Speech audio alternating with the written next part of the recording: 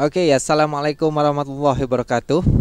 Jadi kita dah sampai kepada bahagian yang ketiga bagi topik 8, sukatan serakan bagi data tak terkumpul.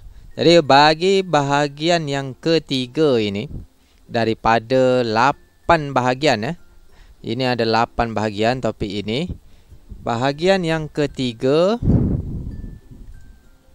ialah bagaimana kita nak menentukan julat antara kuartil, variance dan sisihan piawai sebagai sukatan untuk menghuraikan serakan bagi data tak terkumpul.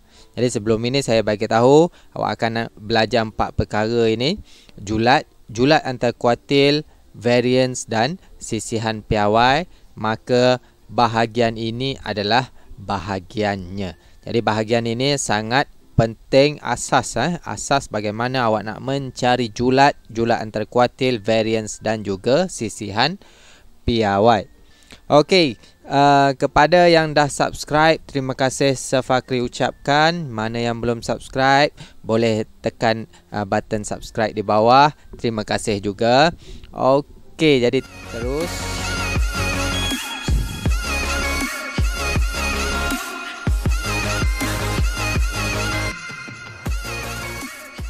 okey, kita pergi kepada sukatan serakan yang pertama, iaitu julat. Okey, ini berada pada buku teks muka surat 219.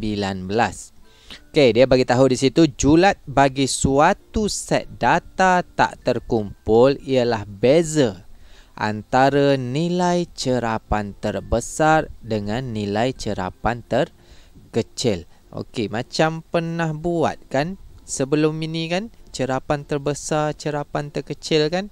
Ya, itu adalah julat. Okey, seterusnya sukatan ini memberi kita satu gambaran bagaimana data itu ditaburkan.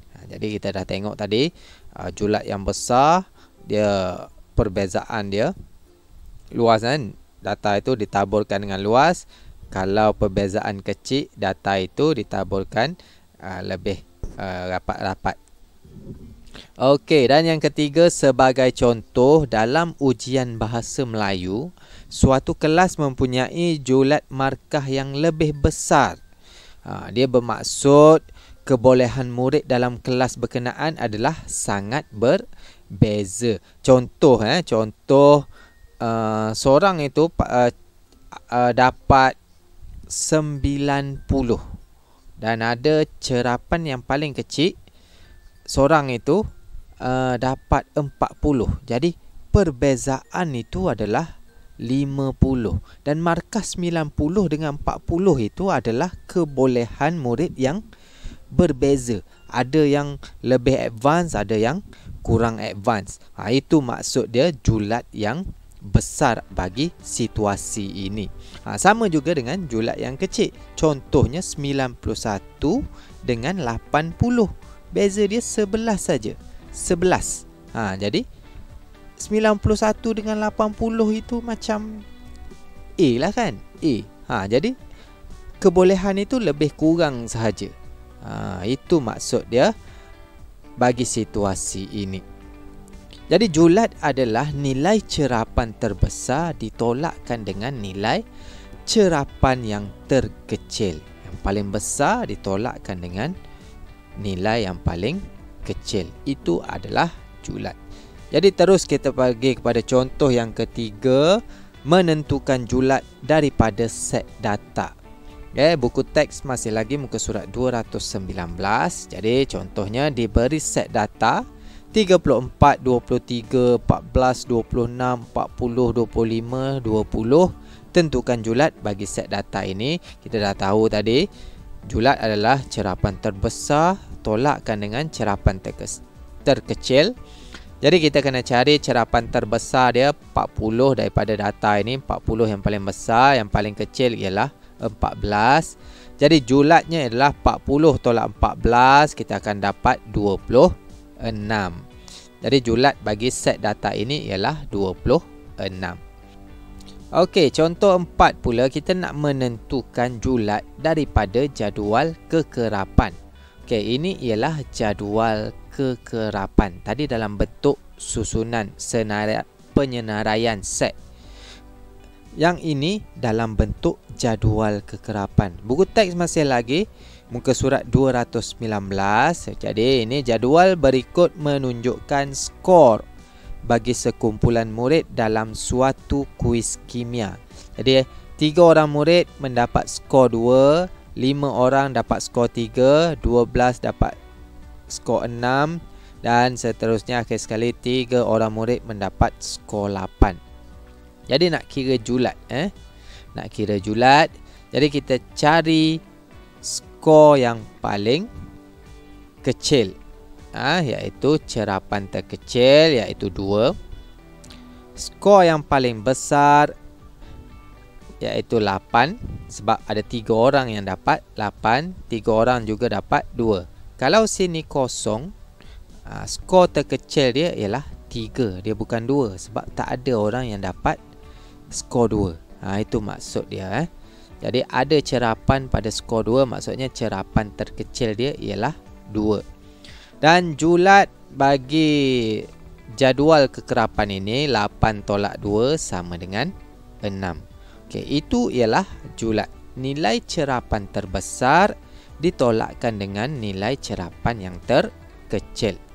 Okey, kita pergi kepada sukatan serakan yang kedua, iaitu julat antara kuartil. Apa benda kuartil ini?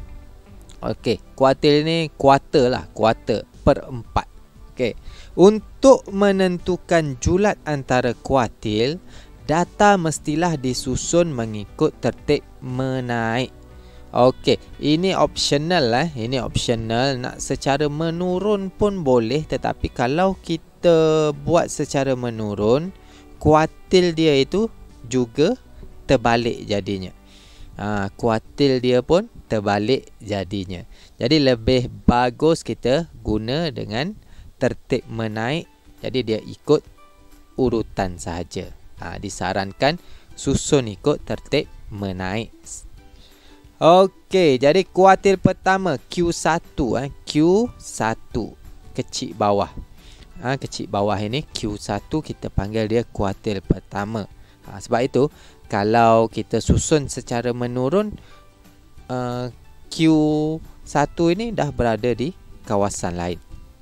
Okey, kuartil pertama ialah nilai data yang berada pada kedudukan 1/4 dari susunan data tertib menaik itu. 1/4 tertib menaik. Kalau tertib menurun, lain lah penyataan dia. Better guna menaik saja. Okey, dia ada kuartil pertama, dia juga ada kuartil ketiga, iaitu nilai data yang berada pada kedudukan 3/4 dari susunan data tertib menaik itu. Okey, julat antara kuartil ialah beza antara kuartil pertama dan juga kuartil ketiga. Jadi Q3 ditolakkan dengan Q1. Tadi kalau julat, cerapan terbesar ditolakkan dengan cerapan terkecil. Kalau julat antara kuartil, kuartil ketiga ditolakkan dengan kuartil pertama. Okey, sebab apa ada dua benda ini? Nanti kita tengok sebab apa. Mungkin berada pada bahagian yang lain, sebab apa kita ada sukatan serakan julat antara kuartil juga. Okey, kita terus kepada contoh yang kelima, A. Okey, menentukan julat antara kuartil, data tak terkumpul, iaitu maksudnya data yang bukan dalam bentuk jadual lah. Okey, yang ini dalam set data saja. Okey, buku teks muka surat 220. Okey, tentukan julat antara kuartil bagi set data ini. Jadi 4, 4, 6, 8, 10, 13, 15, 16, 20, 22 dan 23. Okey, langkah yang pertama kita susun ikut tertib menaik. Okey, laki bagi soalan ini sudah disusun mengikut tertib menaik.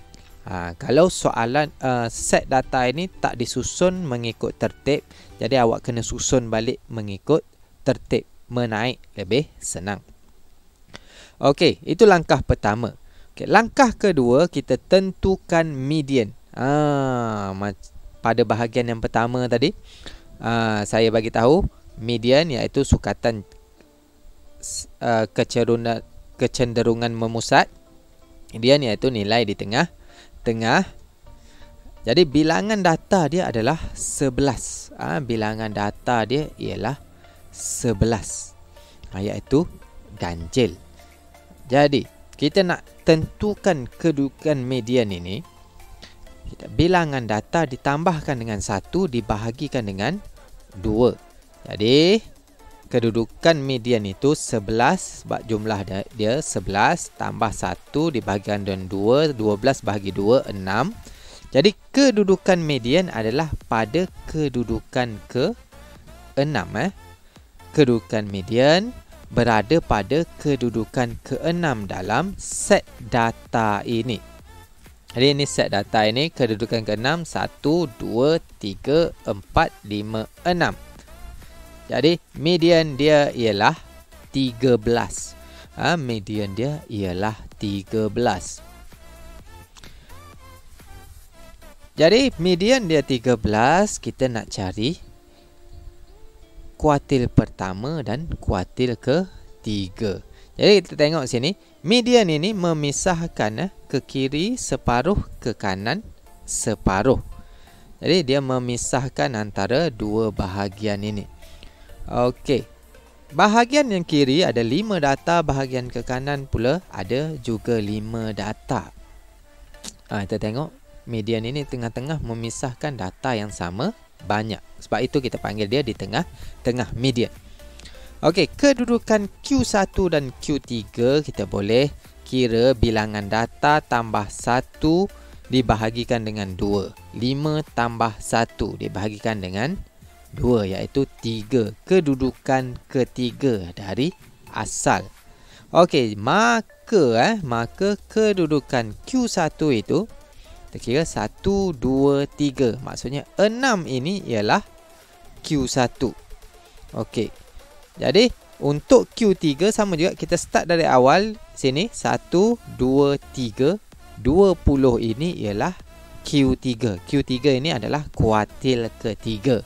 Q1 adalah kuartil pertama. Jadi kuartil pertama Q1 sama dengan 6. Kuartil ketiga Q3 sama dengan 20. Jadi julat antara kuartil ialah Q3 tolak Q1, 20 tolak 6 sama dengan 14. Jadi ini ialah julat antara kuartil bagi contoh 5A. Okey, contoh 5B sama juga. Yang pertama kita susun ikut tertib menaik. Yang ini pun dah mengikut tertib menaik, tak ada masalah. Langkah kedua, tentukan median, tentukan di tengah-tengah itu. Jadi bilangan data dia 9. Jadi kedudukan median 9 tambah 1 bahagi 2. 10 bahagi 2, 5. Jadi kedudukan dia adalah pada kedudukan ke-5 dalam set data. Itu 1, 2, 3, 4, 5. 19 ini adalah berada pada kedudukan ke-5 mengikut tertib. Jadi 19 ini ialah median. Okey, langkah ketiga, tentukan kuartil pertama dan ketiga. Perhatikan di sini, data di sini ialah genap 4 data. Di sebelah kanan pun 4 data. Sama juga cara kiraan dia Q1 dan Q3, kedudukan median 4 ditambahkan dengan 1 dibahagikan dengan 2, 5 bahagi 2 dapat 2.5. Jadi kedudukan dia adalah pada kedudukan 2.5. Kedudukan Q1 dan Q3 berada kedudukan ke 2.5. Maksudnya dia berada di tengah-tengah antara kedudukan kedua dan ketiga. Jadi boleh kita tengok di sini, ini adalah kedudukan pertama, kedua, ketiga. Jadi Q1 berada di tengah-tengah sini. Q1 berada di tengah-tengah antara 14 ini. Okey, untuk Q3 sama juga 1, 2 separuh. Di tengah-tengah antara 20 dan 21. Jadi bagaimana kita nak tentukan Q1 dan Q3 ini? Jadi bagi kes ini, Q1 ialah kita tambahkan 14 ditambah 14 dibahagikan dengan 2, kita dapat masih lagi 14. Tetapi untuk Q3 ini, dia adalah hasil tambah 20 tambah 21, iaitu kedudukan kedua ketiga ini dibahagikan dengan 2, kita akan dapat 20.5. Kita dapat 20.5. Jadi julat antara kuartilnya ialah 20.5 tolak 14. Q3 tolak Q1, kita akan dapat 6.5. Okey, itu kes yang kedua. Okey, seterusnya 5C. Sama juga, buku teks masih lagi muka surat 220. Jadi julat antara kuartil data ini, yang pertama sama susun ikut tertib. Data pun dah disusun ikut tertib. Tentukan median. Data ada 8. Data ada 8, iaitu genap. Bilangan data ini ialah genap. Jadi kedudukan median sama juga. Bilangan data tambah 1 bahagi 2. Bilangan data tambah 1 bahagi 2. Walaupun dia genap ke ganjil, kita tambah 1 dibahagikan dengan 2. Okey, kita dapat 4.5. Maksudnya kedudukan median berada pada kedudukan 4.5, iaitu berada di tengah-tengah antara kedudukan keempat dan kelima. Berada di tengah-tengah antara kedudukan keempat dan kelima. Jadi kat mana median itu? Kita kira 1, 2, 3, 4, 5 berada di tengah-tengah sini. Ini ialah median. Okey, jadi kita nak tentukan kuartil pertama dan kuartil ketiga sama macam tadi. Kita tengok ini, data ini berapa data? 4 data, sama macam kes yang kedua, 5B. Jadi bilangan data tambah 1, kedudukan ke 2.5. Okey, jadi Q1 berada di tengah sini, Q3 berada di tengah antara 2.9 dan 3.0. Jadi Q1 2.5 tambah 2.5 bahagi 2, masih lagi 2.5. Q3 2.9 tambah 3.0 dibahagikan dengan 2, kita dapat 2.95. Jadi julat antara kuartil kita akan dapat 0.45, iaitu hasil tolak 2.95 ditolakkan dengan 2.5. Okey, jadi kita pergi kepada contoh ke-6. Buku teks muka surat 221. Okey, yang ini diberi kes jadual kekerapan. Jadual kekerapan. Okey, cara buat dia berbeza sedikit bagi sebelum ini, di mana jadual kekerapan digunakan biasanya bagi data-data yang besar. Okey, data-data yang besar ini data-data yang lebih daripada 30, kita panggil dia data yang besar lah. Okey, jadi macam mana nak kira julat antara kuartil bagi jadual, diberi jadual kekerapan? Mudah saja. Yang pertama, kita kena tentukan kekerapan longgokan. Okey, yang pertama tentukan kekerapan longgokan. Macam mana kita nak cari kekerapan longgokan? Kita tengok yang pertama ini, 3 terus turun ke bawah 3. Okey, selepas itu kita tambahkan dengan 5 yang sebelah dia. Jadi 3 tambah 5 dapat 8, turunkan di bawah. Okey, sama macam tadi, 8 tambah 6 14. 14 tambah 8 22. 22 tambah 12 34.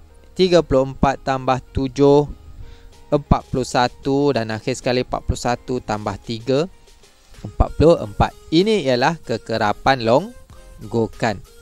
Okey, seterusnya kita tambah lagi baris ini. Kita tambah kedudukan cerapan. Sama ada dia cerapan pertama, kedua, ketiga, seterusnya sampailah cerapan ke-44. Okey, daripada kekerapan longgokan ini juga kita boleh tahu jumlah data itu. Jumlah data bagi jadual kekerapan ini ialah 44. Maksudnya dia ada cerapan pertama sampailah cerapan ke-44. Okey, kita start dengan kedudukan cerapan 1. 1 hingga sini, kekerapan longgokan ini. 1 hingga 3. Lepas 3, 4. Lepas 3 untuk lajur yang kedua ini, lepas 3, 4. 4 sehingga 8. Lepas 8, 9. 9 hingga 14. Turunkan saja di sini. Lepas 14 ialah 15 di sini. 15 hingga 22 cerapannya. Lepas cerapan 22 adalah cerapan 23. Okey, turun 34 di sini dan seterusnya. 42 hingga 44. Jadi kedudukan cerapan ini 1 hingga 3, 4 hingga 8 ini adalah kedudukan cerapan itu. Jadi, macam mana kita nak tentukan julat antara kuartil?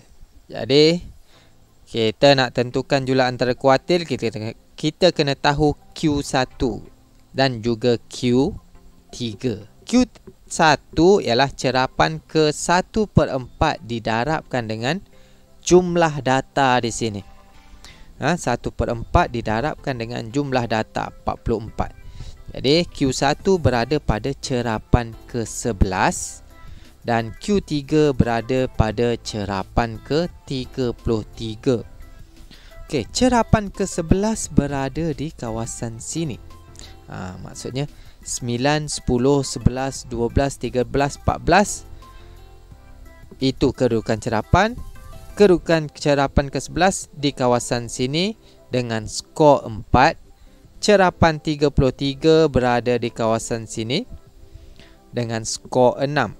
Jadi Q1 ialah 4, Q3 ialah 6. Maka julat antara kuartil bagi jadual kekerapan ini ialah 6 tolak 4 bersamaan dengan 2. Jadi itu dahulu untuk sukatan serakan bagi dua sukatan serakan, julat dengan julat antara kuartil. Ada lagi selepas ini variance dan juga sisihan piawai. Jadi terima kasih dari pihak Sir Fakri Maths dan jangan lupa subscribe jangan lupa subscribe channel ini supaya Sir Fakri lebih bersemangat untuk terus membuat video-video yang lain. Okey, sekian dulu daripada saya. Assalamualaikum.